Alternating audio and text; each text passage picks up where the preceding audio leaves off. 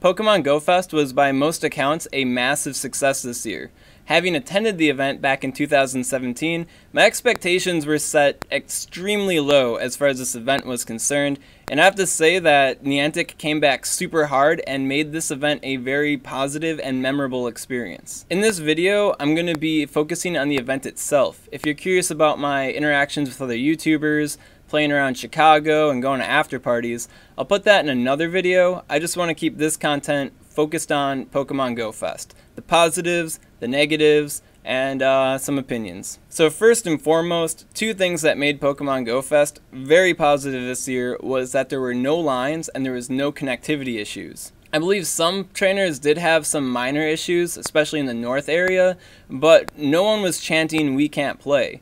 Everyone could play the game. Now, of course, Niantic made some great interventions to make that happen. They had cell towers, they also had a wider event area, so understandably less connectivity issues. I feel Niantic was much more prepared this year than they were previously, and they acted upon the issues that they had last year. Now, a second thing that I think was extremely good for GoFest this year was the quest system. The quest system kind of gave us a reason to move around and explore the whole park. In Pokemon Go Fest in 2017, not only did we have long lines and connectivity issues, but when we got there really wasn't a whole lot of what we should do. I mean, there was to catch like a Pokemon, rare Pokemon like unknowns, or do the raids, but it was all very stationary, like a lot of standing around. Because of the quest system having us move throughout the park, go to all these different habitats and stuff to catch different types of Pokemon and try to hunt down Celebi, it gave us a lot of direction and a lot of reason to move throughout the park and actually experience the game. Speaking about the habitats,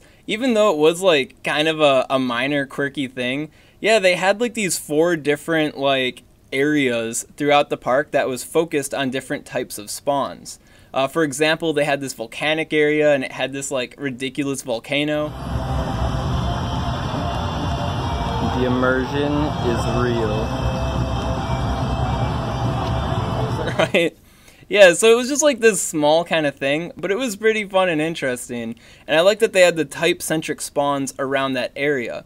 Not only did that help with the quest system, having to move from area to catch different types of Pokemon for the quests, but it also gave players like an area to hang out if they were looking for a specific type of Pokemon or a specific shiny spawn. So I think that was also a very intelligent idea by Niantic as far as making this event a great experience. Also, along with the habitats and the team lounges on both the north and south entrances, they had these kind of side events going on, where they had announcers kind of quizzing people on Pokemon facts, asking them to show off who has like the most candy or the most distance, all that kind of jazz, and giving out rewards for it, such as medals and t-shirts and posters, actually all 3 at the same time. So not only did we have stuff to do throughout the day as far as participating in the Celebi quest goes, but we also had, you know, areas where we could catch the Pokemon we wanted to, and other small side events to participate in to kind of keep the juices flowing. Along with that, at all these stations, they also kind of facilitated trades for other players.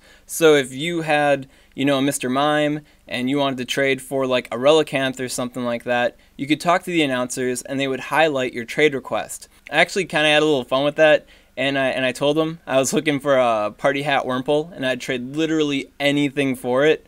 The announcer didn't catch on right away, got a couple chuckles. You know, those 2 people laughing in the audience, that's my viewership right there, right? But overall, that was a pretty sweet experience. For example, my friend, the Cerulean Cave, is a massive shiny hunter, and through this facilitation of trades, he was able to find people that had shinies he didn't have, and he traded them stuff that they wanted.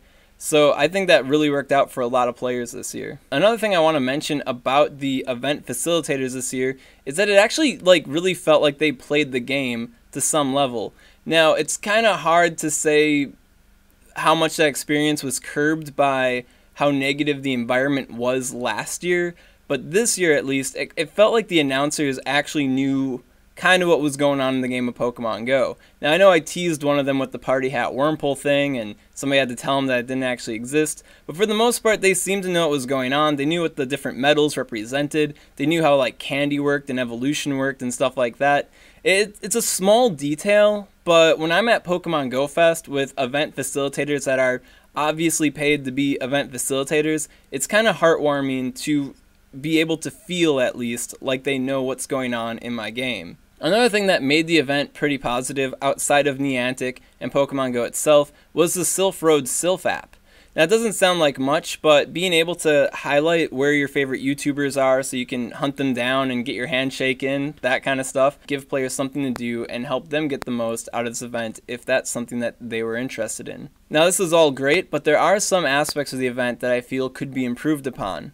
For example, while it was good that there was no line, no real barrier to entry, I think we can all understand how that poses a potential risk for the future. One thing that kind of bugged me with this was a lot of players in my local community went out of their way to try to get those clear backpacks that was part of the rules. Now, while it did seem like kind of a trivial rule, it was a little concerning to see that the rule wasn't really being enforced. A lot of people walk around with big backpacks, not clear everywhere, all those backpacks not checked out at all. So I think we can presumably understand the security risk there. Another thing that didn't really sit well with me with the event was the fact that literally anyone could come into the event at any time. Now, me and my friends made some pretty good use out of this because, understandably, I only had a Saturday pass. A lot of people I knew went on Sunday, so I could hang out with my Sunday friends at the event because of how this all worked. But there were a lot of people in Discord communities that were like, hey, my 5 friends got tickets, and I don't have a ticket, but I'm going to see if I can go anyways to just hang out with them, and they did. Now, it wasn't an issue this year, not a problem at all, but setting this precedent, I could see how it could lead to some crowding issues in the future. While a lot of people understandably go to Pokemon Go Fest to catch the rare spawns and, get the early access to stuff like Celebi, many players go there to experience the community. The best way I could relate it is to like an anime convention.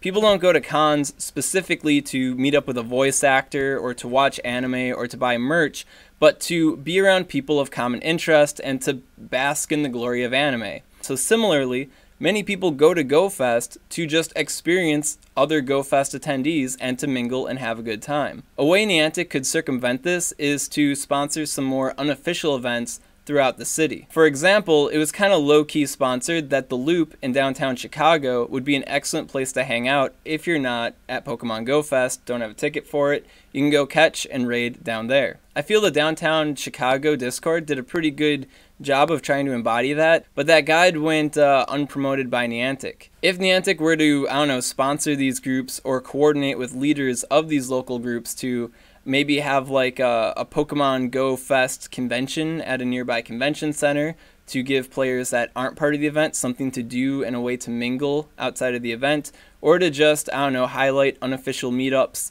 around the city regarding Pokemon Go, that could be a way they could cut down on these crowding issues that may occur going forward. Another thing I would have liked to see from Niantic would be more community-driven spotlights in regards to the event.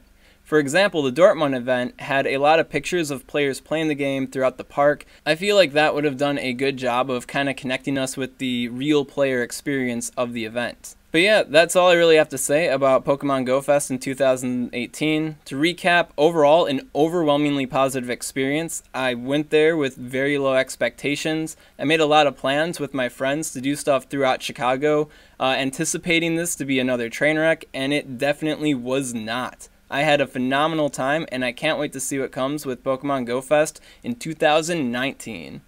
Now, understandably, my perspective on Pokemon Go Fest this year is a bit skewed. I am a smaller channel, but I still am a YouTuber.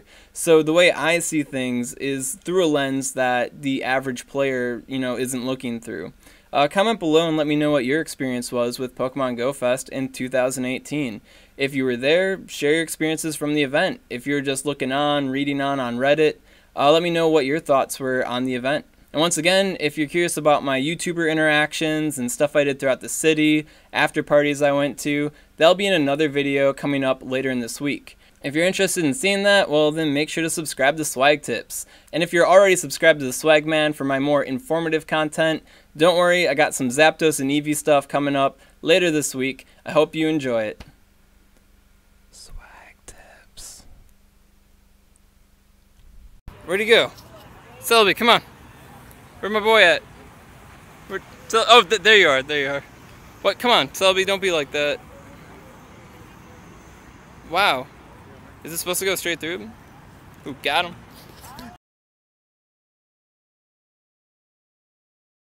What? Well, okay, Michael, was that supposed to happen? No.